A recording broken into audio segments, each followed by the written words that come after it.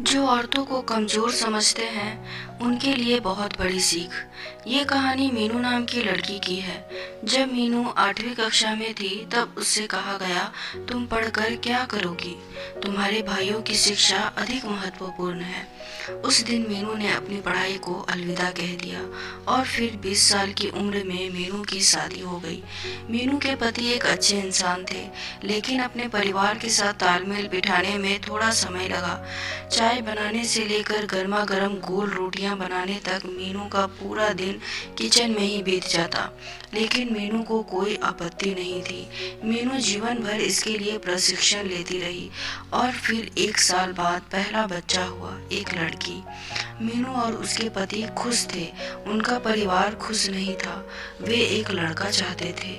जब मीनू ने दूसरी बार फिर बेटी को जन्म दिया तो उसके ससुराल वाले काफी परेशान नजर आ रहे थे।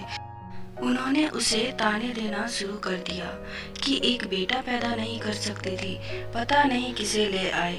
मीनू थक गई थी। लगातार गर्भधारण ने मीनू के शरीर पर एक टोल ले लिया था। तब तक उनकी 7 बेटियां हो चुकी थी और ताने असहनीय हो गए थे।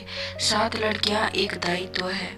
मीनू के पति कहता था कि अपनी लड़कियों की परवरिश ऐसे माहौल में नहीं करना चाहता जहां उन्हें नीची नज़र से देखा जाए, और इसलिए संयुक्त परिवार में 10 साल रहने के बाद भी मीनू और उसके पति अपनी लड़कियों को लेकर बाहर चले गए।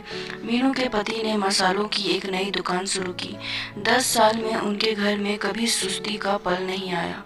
लड़कियां नृत्य प्रतियोगिता आयोजित करती और मीनू को उसके पति को निर्णायक बनाती। उन्हें बहुत खुशी हुई, लेकिन फिर मीनू के पति को दिल का दौरा पड़ा और कुछ ही समय बाद उनकी मृत्यु हो गई। 44 साल की उम्र में मीनू एक विधवा थी, जिसकी देखभाल के लिए 7 लड़कियां थीं। मीनू की दूसरी बेटी ने अभी अभी कॉलेज में प्रवेश किया था और सबसे छोटी की उम्र 10 साल की भी नहीं थी।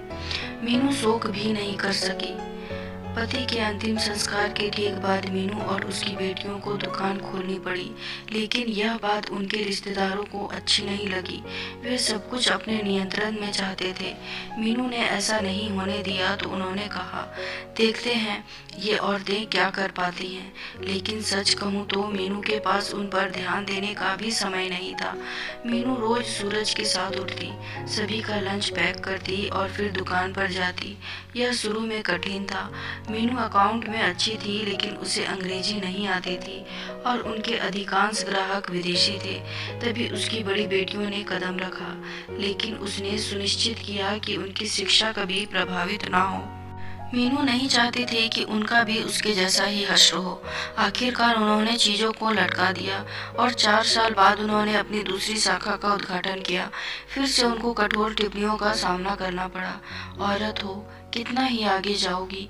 लेकिन इस बार मीनू ने उनकी आंखों में देखा और कहा, अब तुम देखो।